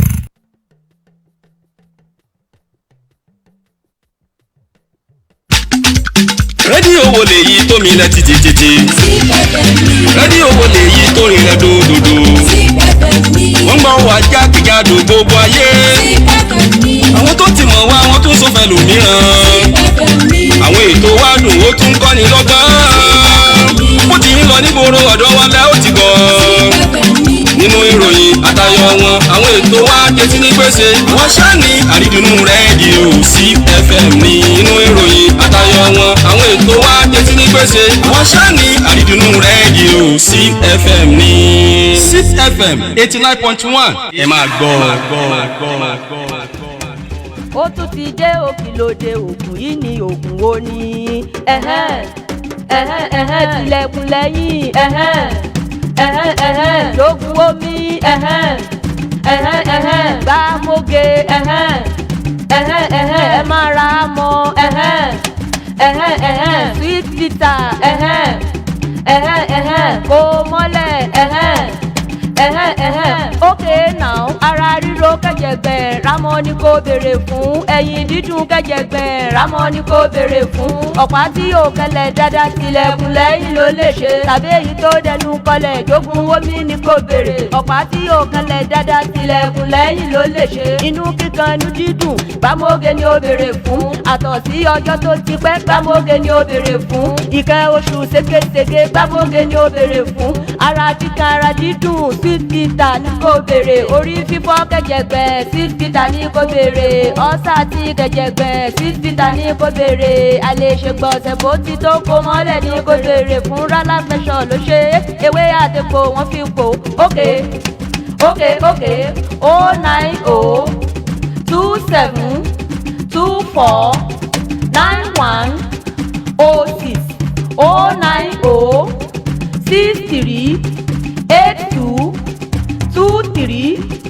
090-27-24-91-06-80-23-70 tilẹ̀kùn lẹ́yìn ni o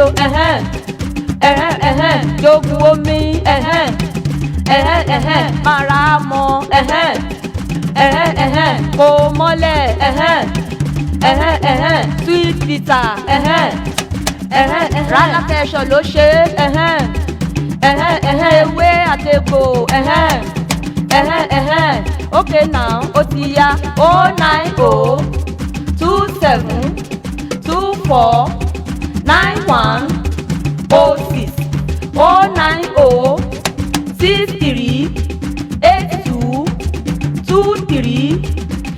090-27-24-91-06-80-23-70 tilẹ̀kùn lẹ́yìn ló lè ṣe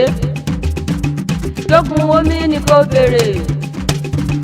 sí títà ló lè ṣe ramọ ni kò béèrè fún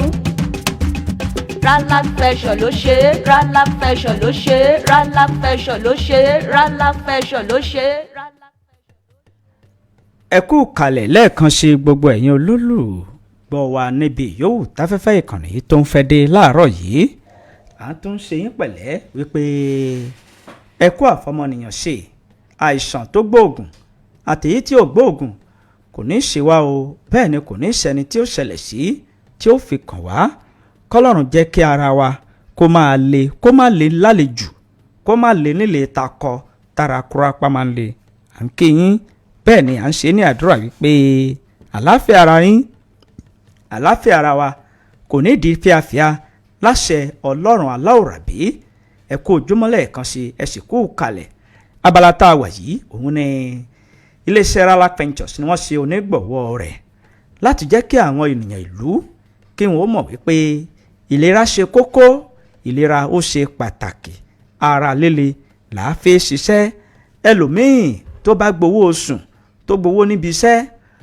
kò ní í tọ́jú ẹ̀mí ara rẹ̀. ó tọ́jú ẹ̀mí ẹ̀ èlí nìsín ó tọ́jú ẹ̀mí rẹ̀. kò ní í ṣe nǹkan tí yóò ṣe ara rẹ̀ láǹfààní bí ṣe ń yọwọ́ aṣọ ní ọmọ yọwọ́ bàtà yóò lẹ́rùn ojú yóò lẹ́jẹ̀ ní ọ̀rá òkúta àgbọ̀sẹ̀ tí ọmọ fi gbọ̀sẹ̀ gbogbo ẹ̀ ni ó ṣe. gbogbo ẹ̀ ni ó máa ṣe a sọ pé àwọn nǹkan wọ̀nyí ò dá o ó dára ká ṣoge ó dára ká ṣẹ̀ṣọ́ ó dára ká tún ara ṣe ṣùgbọ́n ara tí ó gbé ẹ̀ṣọ́ dúró ó ṣe pàtàkì ká fún un ní ìtọ́jú tó péye ẹlòmíì ti ṣàyẹ̀wò nísìnyí ó ti pẹ́. yóò ní kí ló ń gò ṣòun. ó sì yẹ ká máa ṣàyẹ̀wò lóòrèkóòrè láti jẹ́ ká mọ ibi tí ara wa tó dé dúró ó yẹ ká ṣe é ó sì yẹ ká máa tọ́jú ẹ̀mí wa jẹun tó dára mumi lásìkò sùn lásìkò kó o sì jẹun tó dára torí pé ihun tá a bá jẹ síkún sí inú òun náà ń tẹni o bó o kólé jọ bó o kọ́kọ̀ jọ ọjọ́ tó o bá ṣe ó ti parí àwọn tí wọn mọ̀ bó ṣe ṣiṣẹ́ bó o ṣe ń gbé òrùkọ tó kó owó jọ àwọn ni wọ́n mọ̀ transfer owó káàkiri tí wọ́n bá ti mọ pínì kí ni pínì rẹ̀ ọ̀yá kíákíá ẹ jẹ́ ká tọ́jú ara wa ẹ jẹ́ ká tọ́jú ara wa ó ṣe kókó iléeṣẹ́ Ranlac Ventures àwọn náà ni wọ́n ṣe onígbọ̀wọ́ abala tá a wà yìí ọ̀kan ọ̀jọ̀kan egbòogi ló ń jáde ní iléeṣẹ́ Ranlac Ventures láti jẹ́ kí àwọn ènìyàn ìlú kí wọ́n máa ṣàmúlò rẹ̀ bẹ́ẹ̀ ni àwọn alágbàtà àwọn náà wọ́n ń bá wọn dòwò pọ̀ wọ́n sì ń jèrè gọbọi lórí ọ̀kan ọ̀jọ̀kan àwọn egbòogi wọ̀nyí ẹ̀yin náà lè jẹ́ alágbàtà wọn Alhaji Abolore wọ́n wà ní ìlú Àgọ́ Àrẹ báyìí fún gbogbo ẹ̀yin ènìyàn wa ní ìlú Àgọ́ Àrẹ àti agbègbè rẹ̀ ẹnu oníkànlá tí gbọ́pọ̀n ọ̀hún ni ọ̀rọ̀ ọ̀hún ni a sì fi awo ẹ̀ ṣe Alhaji Abolore wọ́n sọ nǹkan tó ń lọ fún wa ní ìlú Àgọ́ Àrẹ ẹ kú ojúmọ́ wa Alhaji. ẹ mà káàárọ̀ atọ́kùn wa kú déédéé wòye wa kú sí àná. adúpẹ́. àìsàn onífi ara wa sí ibùgbé o. àmín o. orúkọ mi ni Alhaji Abolore tí mo jẹ́ aláṣẹ àti olùdásílẹ̀ iléeṣẹ́ Ranlac. olú iléeṣẹ́ wà ní ìlú Ìṣẹ́yìn ní ojú bàbá ní ìyànà Òkè Ayọ̀. bákan náà ní ẹ̀ka iléeṣẹ́ ní ìlú Òkèwò lẹ́gbẹ̀ẹ́ gáràjì ilé bàbá wa Akíntọ́lá ọlọ́pàá. bákan náà ní ẹ̀ka iléeṣẹ́ ní ìlú Àgọ́ Àrẹ lẹ́gbẹ̀ẹ́ gáràjì ìlú Àgọ́ Àrẹ ń bi chọ́ọ̀chì Akékaka. bákan náà ẹ̀ka iléeṣẹ́ wà nílùú Gàyà ní orílẹ̀-èdè Republic of Niger. àtàìsàn àtàrùn kò ní fi ṣe yín kò ní fi ṣe nìkankan tí ó fi kàn wá. adúpẹ́ gbogbo gbogbo ẹ̀yin tí ẹ̀ ń wá sí iléeṣẹ́ wa lọ́kùnrin lóbìnrin lọ́mọdé lágbà. ìní ò mà ní tọ́wọ́ yín àìsàn ò ní fara yín ṣe bùgbé kò wá ní jẹ́ kọ́ mánéèjì títí tí ó fi kúrò ń bẹ̀ nítorí kò kọ́ mánéèjì lẹ fi lè wá sọ́dọ̀ wa. gbogbo ìpèníjà tí yẹn bá nínú àgọ́ ara tó bá ti kọ́ mánéèjì yóò ní ẹ sọ gbọ́kọ̀ wá ẹ wá gbé e lọ ilé ìwòsàn. gbogbo etí tí ń gbọ́ mi láàárọ̀ yìí gbogbo ìpèníjà wúwú tí ń ṣẹlẹ̀ nínú àgọ́ ara ọlọ́run ọba ọlọ́jọ́ ìní kò ní jẹ́ kọ́ mánéèjì tó fi kúrò ń bẹ̀ ẹ ṣe atọ́kùn. tó ẹ kú ohùn láti ìgbà tí ẹ ti darapọ̀ mọ́ wa kí ló ń lọ ní ìlú àgọ́ ààrẹ ní iléeṣẹ́ yín àti pé kí lẹ wá lọ àgọ́ ààrẹ báyìí. ẹ mà ṣe atọ́kùn gẹ́gẹ́ bí ẹ ti mọ iléeṣẹ́ alákòó tó dànù tó yẹ pé ìgbádùn àwọn èèyàn ló jẹ́ bàbàrà sí wa. ẹ máa rí i pé gbogbo ìgbà ni máa ń tẹnu mọ́ kínní yẹn pé kì í ṣe ohun tí wọ́n fẹ́ fún wa ló jẹ́ bàbàrà. ohun tọ́lọ́run ọba ò bá fẹ́ dá ẹ̀dá kan ò lè fún yẹn. ọlọ́run ọba yóò fọwọ́ tẹ nìyẹn lẹ́mi pé ó da ohun tó béèrè fún ẹ lọ fún. so gẹ́gẹ́ bí àdéhùn tá a ṣe fún àwọn èèyàn wa tí wọ́n dẹ̀ ń pè wá ní gbogbo ìgbà pé níjọ́ wo lẹ́wà la ṣe wá mú ọjọ́ méjì láàrin oṣù fáǹfààní gbogbo àwọn èèyàn wa tó wà nínú àgọ́ ààrẹ àtàgbègbè ẹ̀. báàsì ni agúnrege ni sábẹ ni ìràwọ̀ owódé ni ìràwọ̀lé ni tẹ́dé ni àgọ́ àmọ́dù káàkiri àti gbogbo agbègbè ibi tí ó yí wa ká ní ìlú àgọ́ ààrẹ yìí tó jẹ́ gbogbo àwọn ìlú tó wà ní abẹ́ àtizó local government àtàwọn local government míì tí ọ̀fọ̀jà iléeṣẹ́ ship fm yìí ń dé láti bá wọn ṣàdéhùn pé alámísì àti jímọ̀ tó bá parí oṣù a máa yọjú sí wọn nítorí iléeṣẹ́ lálákè tarọ́ àdẹ̀fẹ́ gbọ́jà fáwọn tí ó tarọ́ iná lóṣogbo látànà náà pè wá pé tá máa wá nídàájí ẹni tó pè láti Kìsì ẹni tó pè láti Gbòho ẹni tó pè láti Kéde àwọn èèyàn tí ń wà lọ́fíìsì mo kàn jáde láti wá bá gbogbo ọmọ Nàìjíríà sọ̀rọ̀ ni. gẹ́gẹ́ bí àdéhùn tí a máa ń ṣe ni pé ìpèníjà tẹ́yìn lè rí inú àgọ́ ara kò sẹ́dá kan tí ń bẹ láyé tọ́lọ́hún fílẹ̀ ẹ lè máa wo ẹ̀dá kẹgbẹ́ àtijọ́ ṣe kékeré yìí báwo ń tèmi Ọlọ́run daṣọ àṣírí bò ó ibi tọ́lọ́hún ti ń fabẹ́rẹ́ gbóhùn náà ó lè máa ẹ̀ sí wọ́ kò sẹ́nìkan tọ́lọ́hún fún 100% atọ́kùn fẹ́nìkan lọ́lọ́run fún 100% ọlọ́run fẹ́nìkan 100%. kò sólùwà rẹ̀. so ó níbi tí tó ń kálukú náà kù sí ibi tí tiẹ̀ wá kù sí ibi tèmi kù sí ọlọ́run ọba ọlọ́jọ́ ìní kó bá mú kúrò. so wá ti gbé màsíìnì yẹn wá sí ìlú àgọ́ ààrẹ fáǹfààní àwọn èèyàn tó yẹ pẹ́lòmíì ti ṣàyẹ̀wò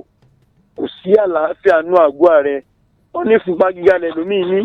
wọ́n lògùn fúnpá gíga at the end of the day pàbó náà ni wọ́n ní ẹ̀yọ́ ṣíṣe lẹ́lòmíì ní wọ́n lóògùn ẹ̀yọ́ ṣíṣe títí pàbó ni ọlẹ́lòmíì infection ni àrùn báṣepọ̀ láàrin ọkùnrin sóbìnrin ló ní wọ́n lóògùn títí pàbó náà ni ẹlòmíì ti di infertility táwọn olóyìnbó ń pè ní àtàwọn bàbá wa ń pè ní à ń bẹ lọ́hùn ọmọ tó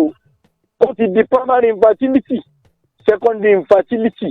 èyíkéyìí tí ìbàjẹ́ either primary ni àbí secondary ni kò sí àìsàn kan àbárùn kan tọ́lọ́hùn ọmọ ló tí ó yẹ̀yẹ̀ ná oògùn rẹ̀ àfẹni tí ò bá mọ̀ ni kó sọ pé òun ò mọ̀ iléeṣẹ́ wa àti yẹsẹ́ iléeṣẹ́ wa àti lọ pé lọ mẹ́gbọ́ wa lọ mú lórí ewé àti gbòpọ́nbélé ká sì fìbẹ́ lọ́wọ́ ọba kún un tá a bá fún ẹ pé ọlọ́run ò ìwọ ló ti wá sọ́dọ̀ mi àtó gbalẹ̀ o ìwọ lọ́ba tó mọ̀ bó ṣe dé ìwọ lọ́ba tó mọ̀ bó ṣe lọ ni ẹ kò sì sí ohun téèyàn fìbẹ́ lọ́hùn sí tí kò ní ṣètò ṣe àfẹni tó bá jẹ́ bùtùlù tí ò mórí ọlọ́run lókun. hello. a wà pẹ̀lú yín à ń gbọ́ yín. àfẹ̀dá tó bá jẹ́ bùtùlù tí ò mórí ọlọ́run lókun yálà oríkèéríkèé ara tó ń roni tó ń kú ara títa ọwọ́ kúkú oríkèéríkèé ara ẹ̀yìn ríro àbí kéèyàn máa rìn lọ kí bàtà jábọ́ kéèyàn máa mọ̀ kí bàtà jábọ́ lára lẹ́sẹ̀ òun iṣan ni wáyà ara òun ló gbé gbogbo oríkèéríkèé ara dúró tá a bá mú ọwọ́ tá a dìkúkù tá a ń yà iṣan tó ń bẹ́ẹ̀ la fi ń rí ọwọ́ yẹn yà gbogbo ẹ̀yin èèyàn mi tẹ́ ẹ ti ń jẹ̀rẹ̀ wa tẹ́ ẹ ti ń péjọ́ wò láwa ságọ́ ààrẹ tẹ́ ẹ ń gbọ́ mi lọ́wọ́lọ́wọ́ báyìí ẹ tètè dé aláàjì alájò kì í sojú ìṣáájú ẹ tètè dé kẹwàá mú nẹ́mbà kẹjẹ ra oògùn ẹni tí ó lo machine yálà ìhà ríro ni yálà gbogbo ìbàdí kíkẹ́ ni àbí kẹ́yìn tí ẹ máa rìn lọ tó jẹ́ pé gbogbo ẹsẹ̀ yóò máa jẹ́ dúdú ẹlòmíà jí láàárọ̀ báyìí tó bá fi ẹsẹ̀ lélẹ̀ báyìí gbogbo ẹsẹ̀ yóò máa jẹ́ kíkan ẹlòmíì yóò máa rìn wùdìwùdì èyíkéyìí tí ìbá jẹ́ ń bẹ̀ ẹ yọjú sí wa a wà ní ìlú àgọ́ ààrẹ ẹ jẹ́ àmójútó àlàáfíà ara wa ẹ bí ọ̀rọ̀ tẹ̀yìn atọ́kùn náà sọ wípé ẹlòmíì ohun tó fẹ́ wọ̀ sára ló jẹ́ bàbàrà ara gangan tó fẹ́ wọ̀ nǹkan sí yẹn kò nẹ́ẹ̀ni ẹ̀ aláwo di owó téèyàn ní téèyàn ò lè tọ́jú ara ẹ̀ kò wúlò. Gbogbo owó téèyàn ní téèyàn ò bá lè tún ara ẹ̀ ṣe yàtọ̀ sí aṣọ tó fẹ́ wọ̀ ara gangan tó wàṣọ sí yẹn kéèyàn ṣàtúnṣe. Gbogbo ẹ̀yin yẹn mi tí ẹ wá ń gbọ́ mi àfẹ́fẹ́ ṣalágbàtà wa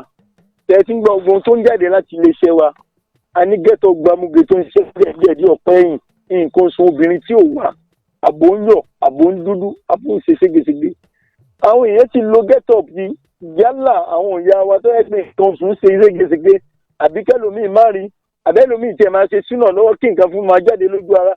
àbẹ́lòmíì lè máa ṣe súnà lọ́wọ́ kó máa jẹ́ dúdú àbẹ́lòmíì lè máa ṣe súnà lọ́wọ́ kí nǹkan pupa máa jáde ń bẹ̀ tó yẹ pé lóyún máa ta nǹkan àlejò òun ṣẹ̀ ṣe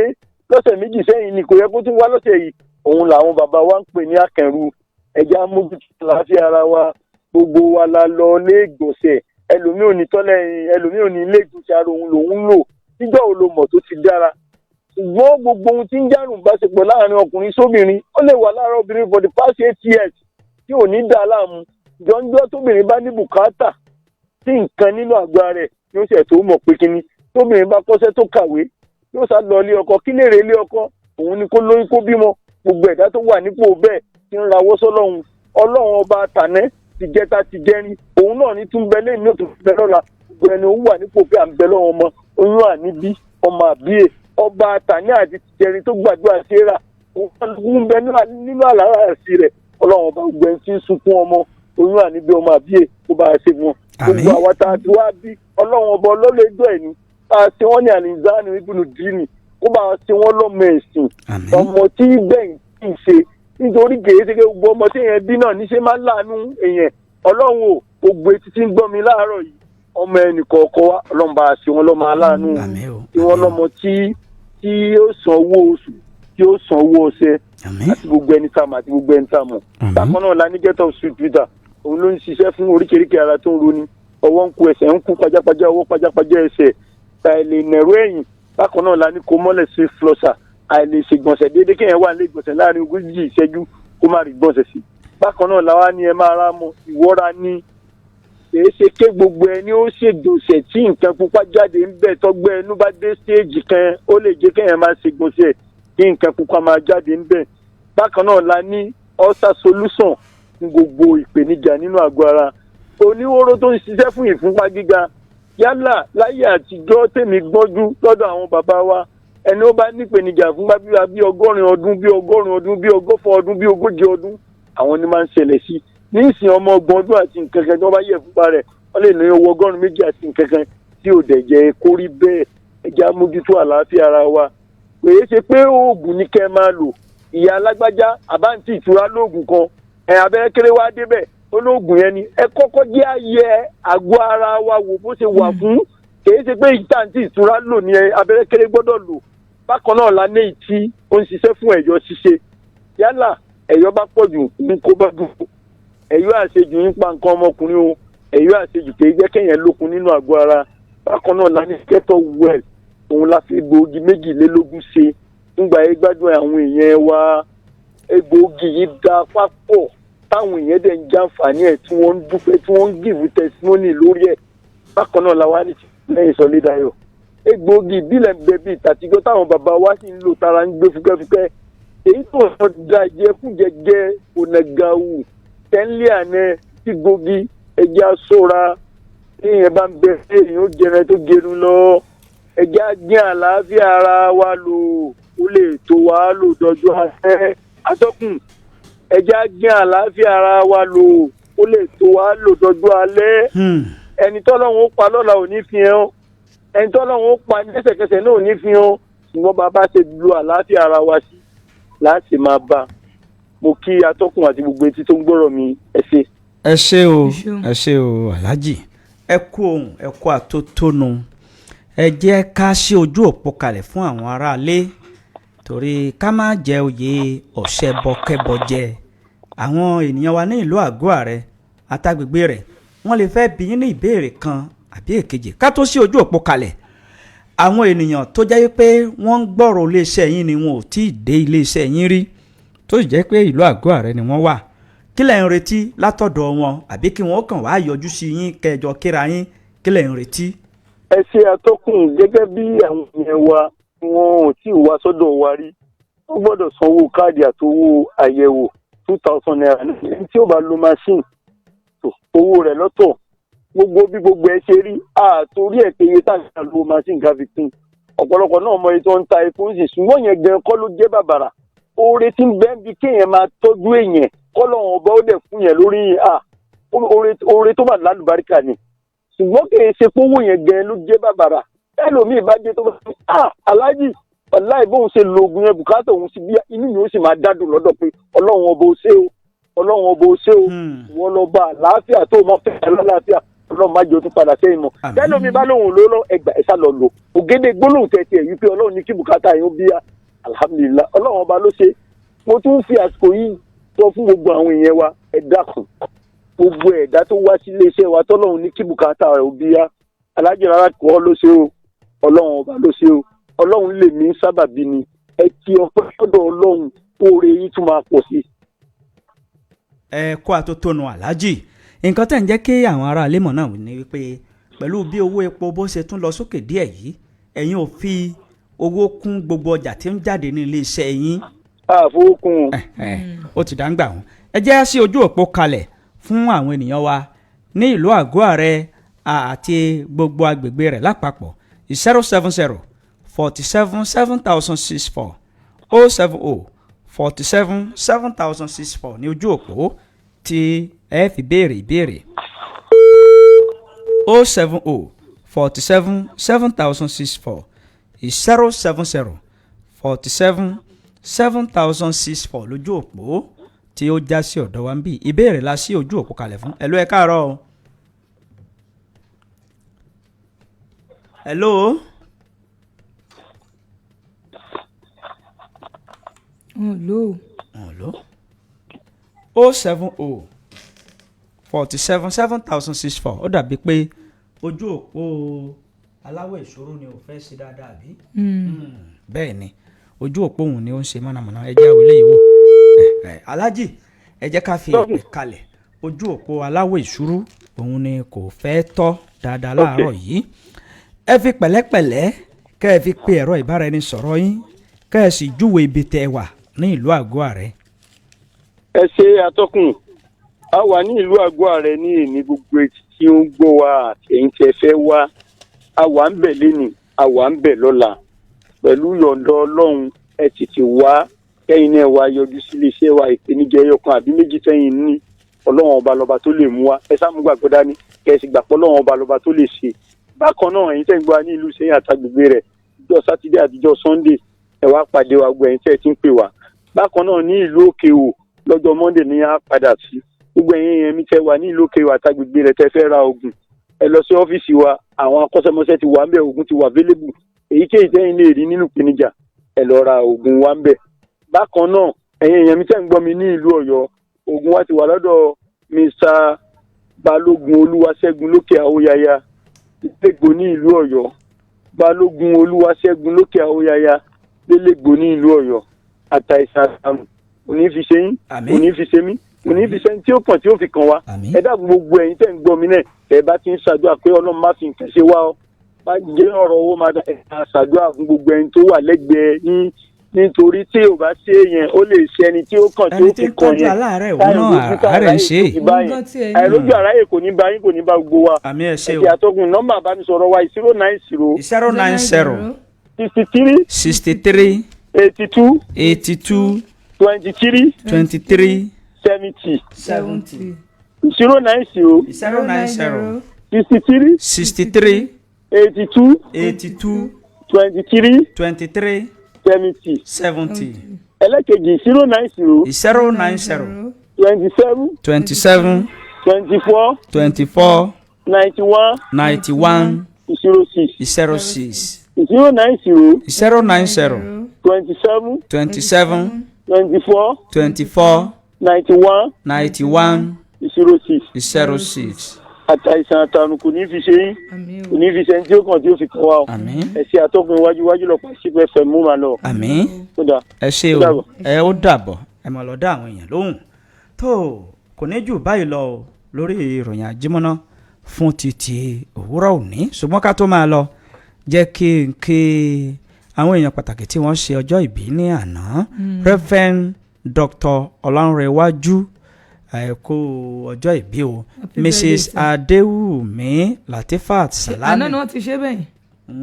ṣé àná ni wọ́n ti ṣe àbò ni. àbí òní tó gbogbo ẹ̀ papọ̀ ó lẹ̀ papọ̀ mọ́ra wọn. ẹ kú happy birthday to you, long life and prosperity. ìgbà ọdún kan ni. àmì o àmì. ọdún eléyìí ò ní jẹ́ àṣemọ́ àmì o láṣẹ Èdùmàrè. àmì o. ẹ sì lo ọ̀pọ̀lọpọ̀ ọdún láyé nínú àlàáfíà ara tó péye. tó jámọ́fẹ́lẹ́ yìí ká máa fi ṣe lọ. ó dá o ẹ jẹ́ ká máa relé oníyànṣe wọn lọ́bẹ̀ ṣe gbogbo ẹ̀yin tẹ́ ẹ fìfẹ́ bá wa jẹ́ náà gbogbo yín pátápátá òun náà ni a kí tí a sì ń sọ fún yín pé ẹ máa ṣeun wa títí di ọ̀la tí a ti jọ pàdé lórí ètò àjímúná èmi ọmọ ní ká ní olówó lọ́rẹ̀ẹ́ nílọ́rẹ̀ sọ pé kò sàní lọ́rẹ̀ ò nítorí ẹ̀ lẹ́mí ìtura olúwa ọmọ adẹ́nìtì ṣe ń fi àsìkò yìí dágbére fún gbogbo ẹ̀yin olólùfẹ́ wa wípé ó dìgbà. ẹ jẹ́ àjọ pàdé tó bá di